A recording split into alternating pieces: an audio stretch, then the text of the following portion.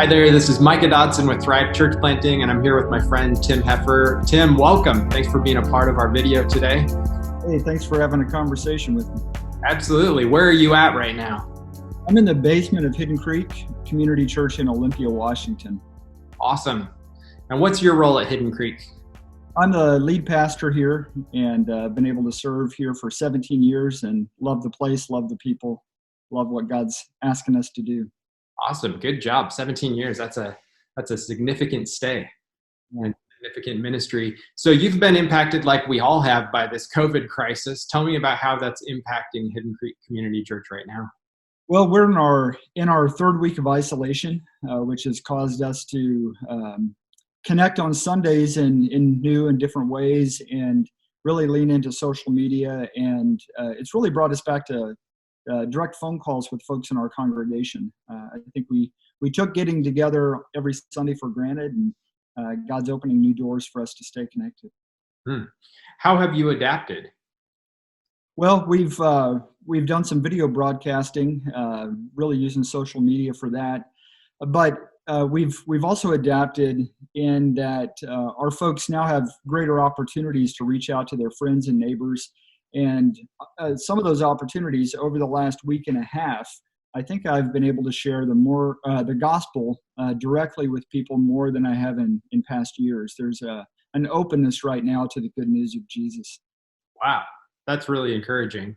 And where are you seeing the church gain traction during this time? I think the biggest traction that we're seeing is with our food distribution. As people are panicking, looking for food, we have tried to provide a calm voice and a presence in the community that we have food we believe God will provide, and we're sharing the resources God has given us with the people around us. So what does that look like practically? Can you give me an example of what you're doing that way?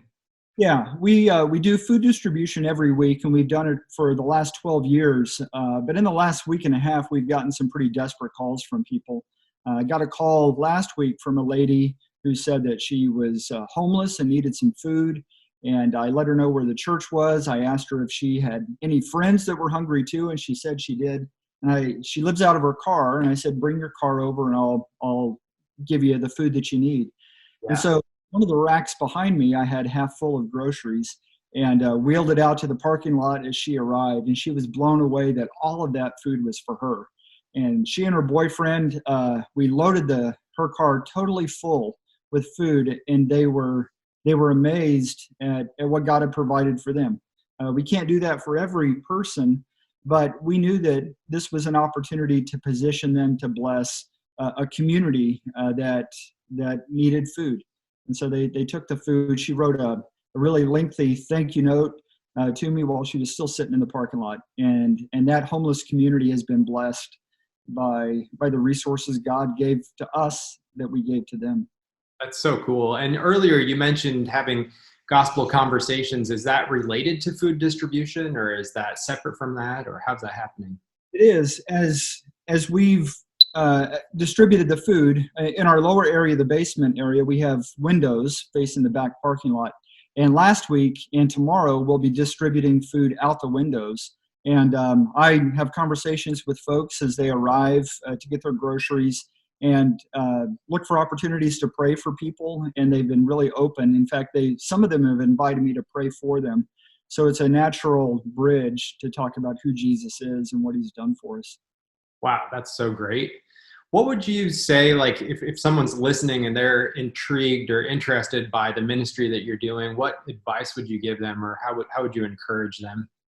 I would encourage them to lean fully into God's ability to resource us for the things he's called us to do. In Proverbs, scripture says, the path of the righteous is like the morning sun growing ever brighter until the full dawn of day. And we believe that God has put us on a path to pursue justice and righteousness, and we see the way that he provides getting brighter and brighter as we face the challenges ahead of us. That's awesome. And I know earlier we were talking, and you just mentioned that you feel like God's allowed you to have a bigger footprint than the foot that you guys are as a church. What does that mean for you? So there are a lot of areas of ministry where we see this taking place, but Last year, we were able to serve over 6,000 people. We were open one day a week, 10 to 2 o'clock on Wednesdays. And last year, we saw 6,000 folks come through to receive food. And we're a church of about 100 people. And so we do like to say that God has given us a footprint that's way bigger than our foot. Yeah, that's so cool. And I love the generosity that at a time where many people are focused on themselves and how they can get enough for themselves or even kind of hoard and stockpile stuff, you guys are saying, how can we distribute what God's entrusted us with to the community? So Tim, thank you for your time. Thanks for this conversation and for the encouragement.